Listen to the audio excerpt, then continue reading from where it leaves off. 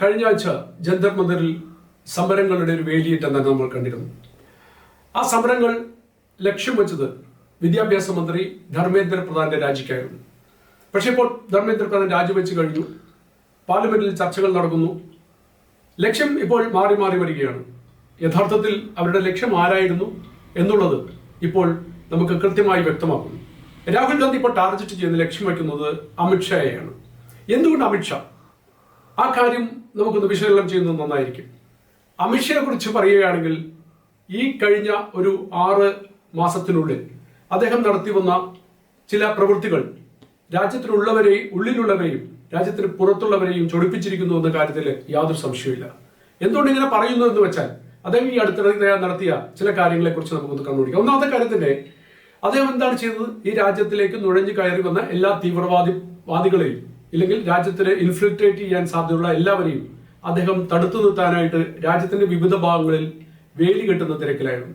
West Bengal ഒരിക്കലും നമ്മളോട് സമ്മതിച്ചിരുന്നില്ല. ഈ രാജ്യത്തിൽ വേലി കെട്ടാനായിട്ട് ബംഗ്ലാദേശ് ബോർഡറിൽ വേലി കെട്ടാൻ വെസ്റ്റ് ബംഗാളിലെ TMC ഭരണകൂടം സമ്മതിച്ചിരുന്നില്ല. പക്ഷേ ഇപ്പോൾ അവിടെ ഭരണം മാറി വന്നു, സുവേന്ദു അധികാരി വന്നു. സ്വാഭാവികമായിട്ടും അമിത്ഷാ അവിടെ കേന്ദ്ര സർക്കാരിന് വേലി കെട്ടാനുള്ള അവകാശവും അല്ലെങ്കിൽ അധികാരവും അദ്ദേഹം നിർലോഭം വാഗ്ദാനം ചെയ്യുന്നു. വേലി കെട്ടാൻ നടക്കുന്നു. അതോടുകൂടി ആസാമിലും പശ്ചിമ ബംഗാളിലും വരുന്ന ഇൻഫിൽട്രേറ്റേഴ്സ് ഇല്ലെങ്കിൽ കടന്നു വരുന്നവർ, അനധികൃതമായി വരുന്നവർ, നമ്മൾ ഇവിടെ അതിഥി തൊഴിലാളികൾ എന്ന് പറയുന്ന മാതിരി കുറെ തൊഴിലാളികൾ രാജ്യത്തിനകത്തേക്ക് വരുമ്പോഴും അവരെ സ്വീകരിച്ച് അവർക്ക് ആധാർ കാർഡ് കൊടുത്ത് അവരെ വോട്ടർമാരാക്കി മാറ്റുന്ന ഒരു ചടങ്ങുണ്ടല്ലോ, ആ ചടങ്ങുകൾ നിർത്തിവെക്കുകയാണ് അമിത്ഷായും സുവേന്ദു അധികാരിയും ഹിമന്ത ബിശ്വ ശർമ്മ ആസാമിലെയും ചെയ്തത്. അതുപോലെ തന്നെ നേപ്പാൾ അതിർത്തിയും നമ്മൾ സീൽ ചെയ്തിരിക്കുന്നു. ഇതിൽ കൂടെയൊക്കെയാണ് കൂടുതൽ ആളുകൾ ആസാമിലേക്കും വെസ്റ്റ് ബംഗാളിലേക്കും രാജ്യത്തിന്റെ മറ്റു പ്രദേശങ്ങളിലേക്കും വന്നത്. കാശ്മീരിലെ കാര്യം നമുക്ക് എല്ലാവർക്കും അറിയാം. കാശ്മീരിൽ ശക്തമായ ഒരു നടപടി കാരണം അവിടെ പൂർണ്ണമായും വേലി കെട്ടാൻ സാധ്യമല്ല. വലിയ കുന്നുകളും മലകളുമുള്ള ആ സ്ഥലത്ത് വേലി കെട്ടാൻ വളരെ ദുഷ്കരമാണ്.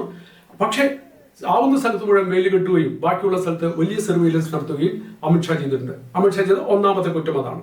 രണ്ടാമത്തെ ഏറ്റവും വലിയ കുറ്റം നക്സൽ ആധിപത്യമുള്ള സ്ഥലങ്ങളിൽ ഇന്ന് ഇന്ത്യയെ സംബന്ധിച്ചിടത്തോളം നക്സലൈറ്റുകൾ ഇന്ന് ഇന്ത്യയിലില്ല എന്നുള്ളതാണ് സത്യം. നക്സലൈറ്റുകളെ പൂർണ്ണമായി ഉന്മൂലനം ചെയ്യാൻ അമിത്ഷായ്ക്ക് കഴിഞ്ഞു എന്നുള്ളതും ഇത്തരത്തിലുള്ള ആളുകളെ വളരെയധികം വിരളി പിടിപ്പിക്കുന്ന ഒന്നാണ്. രാജ്യത്തെ അസ്ഥിരപ്പെടുത്താനായിട്ട് രാജ്യത്തിലെ പല സ്ഥലങ്ങളിലായിട്ട് നക്സലൈറ്റുകൾ വളരെ ആക്രമണങ്ങൾ നടത്തുകയും സാധാരണ ജനങ്ങളെയും പട്ടാളക്കാരെയും കൊന്നൊടുക്കുന്ന വാർത്തകൾ നമ്മൾ സ്ഥിരമായി കാണാറുള്ളത്. പക്ഷേ ഇന്ത്യയെ സംബന്ധിച്ചിടത്തോളം ഒരിക്കലും സാധ്യമല്ല എന്ന് നമ്മൾ കരുതിയിരുന്ന നക്സലൈറ്റുകളെ പൂർണ്ണമായും നിഷ്ഘാതനം ചെയ്തതാണ് ആഭ്യന്തരമന്ത്രി എന്ന നിലയിൽ അമിത്ഷാ ചെയ്ത രണ്ടാമത്തെ കുറ്റം. മൂന്നാമത്തെ ഏറ്റവും വലിയ കുറ്റം അദ്ദേഹം ചെയ്യാൻ പോവുകയാണ്. FCR വിദേശ ഫണ്ടുകൾ രാജ്യത്തിലേക്ക് കൊണ്ടുവരുന്ന ആ ഒരു നിയമം അദ്ദേഹം പാർലമെന്റിൽ അവതരിപ്പിക്കുന്നു. അതിനു മുമ്പ് എങ്ങനെയെങ്കിലും അമിത്ഷായെ തടയുക, കേന്ദ്ര സർക്കാരിനെ തടയുക. ഇത് ഇന്ത്യയിലുള്ള ആളുകളുടെ മാത്രം ആവശ്യമല്ല, ഇന്ത്യയുടെ പുറത്തുള്ള അമേരിക്കയുടെ ഡീപ് സ്റ്റേറ്റ് അടക്കമുള്ള ആളുകളുടെ ആവശ്യമാണ് FCRA ബില്ല് ഇന്ത്യയിൽ വരാതിരിക്കുക അല്ലെങ്കിൽ പ്രാബല്യത്തിൽ വരാതിരിക്കുക എന്നുള്ളത്.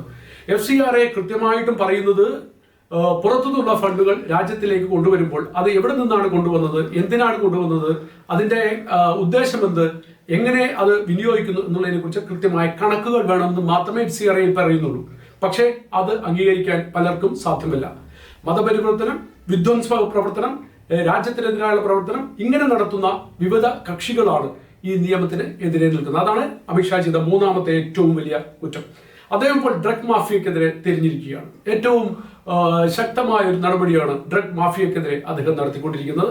ആ ഡ്രഗ് മാഫിയയും അദ്ദേഹത്തിനെതിരെ തിരിയുന്നു. സ്വാഭാവികമായിട്ടും വലിയൊരു ഇൻകമാണ് പോകുന്നത്. മണിപ്പൂരിലടക്കം ആ വഴിയിലടക്കം വരുന്ന നിരവധി ഡ്രഗ് മാഫിയകളെ അല്ലെങ്കിൽ ഡ്രഗുകളെ, നാർക്കോട്ടിക്സിനെ അദ്ദേഹം നിയന്ത്രിക്കുന്നു എന്ന ഒരു അവസ്ഥയും കൂടി വന്നപ്പോൾ സ്വാഭാവികമായും അമിത്ഷാ നാലാമത്തെ കുറ്റം കൂടി ചെയ്തിരിക്കുന്നു എന്ന് വേണം നമുക്ക് മനസ്സിലാക്കാൻ. അപ്പോൾ ഇത്രയും കാര്യങ്ങൾ അല്ലാതെ തന്നെ ഈ രാജ്യത്ത് എക്സ്ട്രീമിസവും ടെററിസവും തടയാൻ വേണ്ടി ഈ 2014 ഈ സർക്കാർ വന്നതിൽ പിന്നെ വലിയൊരു വ്യത്യാസമാണ് ഉണ്ടായിരിക്കുന്നത്. ഒരു ചെറിയ കണക്കെടുത്ത് നോക്കിയാൽ ഇന്ത്യയിൽ 2004-നും 2014-നും ഇടയിൽ നടന്നത് 7217 ചെറുതും വലുതുമായ ഭീകരാക്രമണങ്ങളാണ്. എന്നാൽ 2015-നും 2025-നും ഇടയ്ക്ക് നടന്നിരിക്കുന്നത് 2150 ആക്രമണങ്ങളാണ്. ഇത് വ്യത്യാസം കൂടുതൽ വ്യത്യാസം എന്ന് പറഞ്ഞാൽ ബോംബെ ബ്ലാസ്റ്റ് പോലെയുള്ള ഇല്ലെങ്കിൽ ട്രെയിൻ ബ്ലാസ്റ്റ് പോലെയുള്ള ഹൈദരാബാദ് സ്ഫോടനം പോലെയുള്ള വലിയ വലിയ സ്ഫോടനങ്ങൾ ഈ കാലത്ത് നടന്നിട്ടില്ല എന്നാണ് നമുക്ക് വ്യക്തമായി മനസ്സിലാക്കുന്നത്. എന്തുകൊണ്ടെന്നാൽ വലിയ സ്ഫോടനങ്ങളെല്ലാം ചെറിയ ചെറിയ സ്ഫോടനങ്ങളാണ്. എന്നാൽ മുമ്പ് പറഞ്ഞ 2004 മുതൽ 2014 വരെയുള്ള കാലയളവിൽ വലിയ സ്ഫോടനങ്ങൾ ഇന്ത്യയിൽ നടന്നിരുന്നു. അത്തരത്തിലുള്ള സ്ഫോടനങ്ങളും തീവ്രവാദി അറ്റാക്കുകളും നിയന്ത്രിക്കാൻ അമിത്ഷായ്ക്ക് കഴിഞ്ഞു എന്നുള്ളതും അദ്ദേഹം ചെയ്ത മറ്റൊരു വലിയ കുറ്റമാണ്. ഒരു ശക്തമായ ഇന്ത്യയെ പടുത്തുയർത്തുന്നതിൽ, സാമ്പത്തികമായും പ്രതിരോധ തലത്തിലും ഒരു ശക്തമായ ഇന്ത്യയെ പടുത്തുയർത്തുന്നതിൽ അമിത്ഷാ വഹിച്ച പങ്ക് നിസ്തുലമാണ്. അപ്പോൾ ഈ 4-5 കാര്യങ്ങൾ അദ്ദേഹം ഇതിനെ അപ്പുറത്തേക്ക് ആർട്ടിക്കിൾ 370 അബോളിഷ് ചെയ്യുന്നതും മറ്റുള്ള കാര്യങ്ങൾ അദ്ദേഹത്തിന്റെ നേതൃത്വത്തിൽ തന്നെയാണ്, നരേന്ദ്രമോദിജി അടക്കമുള്ള ഒരു വലിയ നേതൃത്വത്തിന്റെ കീഴിലാണ് നടന്നതെങ്കിൽ തന്നെയും നമുക്ക് മനസ്സിലാക്കേണ്ടത് എന്തുകൊണ്ടാണ് റീസെന്റ് അമിത്ഷയെ ലക്ഷ്യം വെച്ചുകൊണ്ട് ഇന്ത്യയിലെ പ്രധാന പ്രതിപക്ഷവും ഇന്ത്യയിലെ ചില സഖ്യകക്ഷികളും ഡീപ് സ്റ്റേറ്റും അടക്കമുള്ള വലിയ കക്ഷികൾ എന്തുകൊണ്ട് അമിത്ഷയെ ലക്ഷ്യം വെക്കുന്നു എന്നുള്ളതിന്റെ കൃത്യമായ ഉത്തരമാണിത്. ഈ 5 കാര്യങ്ങളും നമ്മൾ മനസ്സിൽ വെക്കേണ്ടതുണ്ട്. ഈ 5 തെറ്റുകളാണ് അമിത്ഷാ ചെയ്തിരിക്കുന്നത്. രാജ്യത്തിനെ സംരക്ഷിക്കുവാൻ വേണ്ടി, രാജ്യത്തിനെ നക്സലിൽ നിന്നും വിമുക്തമാക്കാൻ വേണ്ടി, തീവ്രവാദത്തിൽ നിന്നും വിമുക്തമാക്കാൻ വേണ്ടി, അതേപോലെയുള്ള കള്ളപ്പണവും അനധികൃത പണവും രാജ്യത്തിലേക്ക് കടത്തി കൊണ്ടുവരാതിരിക്കാൻ വേണ്ടി അദ്ദേഹം നടത്തിയ വലിയ പ്രവർത്തനങ്ങളാണ് അദ്ദേഹത്തിനെതിരെ തിരിയാൻ കാരണം. അതുകൊണ്ട് തന്നെയാണ് ടാർജറ്റ് അദ്ദേഹമാവുന്നത്. ധർമ്മേന്ദ്ര പ്രധാൻ ഒരിക്കലും ഒരു ടാർജറ്റ് അല്ല. തീർച്ചയായും ധർമ്മേന്ദ്ര പ്രധാൻ വിദ്യാഭ്യാസ മന്ത്രി എന്ന നിലയിൽ അദ്ദേഹത്തിന്റെ മോറൽ റെസ്പോൺസിബിലിറ്റി എടുത്തുകൊണ്ട് അദ്ദേഹം രാജിവെച്ചു എന്നുള്ളത് സത്യമാണ്. പക്ഷെ അതിനപ്പുറത്തേക്ക് ആരായിരുന്നു പ്രതിപക്ഷത്തിന്റെയും ഈ പറഞ്ഞ കക്ഷികളുടെയും CJP ഉൾപ്പെടെയുള്ള കക്ഷികളുടെ ലക്ഷ്യം ആരായിരുന്നു എന്നുള്ളതിനെ കുറിച്ചുള്ള വ്യക്തമായ സുശക്തമായ ഒരു മെസ്സേജാണ് ഇവിടെ നമുക്ക് കിട്ടുന്നത്. എന്തുകൊണ്ടാണ് അമിത്ഷാ ഇപ്പോൾ ടാർജറ്റഡ് ആയിരിക്കുന്നത് എന്ന ഒരു ചോദ്യം നമ്മൾ ഈ പോയിന്റുകളെല്ലാം എല്ലാവരും ചർച്ച ചെയ്യേണ്ടതാണ്. ഇത് എല്ലാവരും നമ്മൾ രാജ്യത്തിന് വേണ്ടി എന്താണ് അദ്ദേഹം ചെയ്തത്, എന്തുകൊണ്ടാണ് അദ്ദേഹം ടാർജറ്റഡ് ആവുന്നത് എന്നുള്ളതിനെ കുറിച്ചുള്ള കൃത്യമായ വിവരമാണ്. ജയ് ഹിന്ദ്.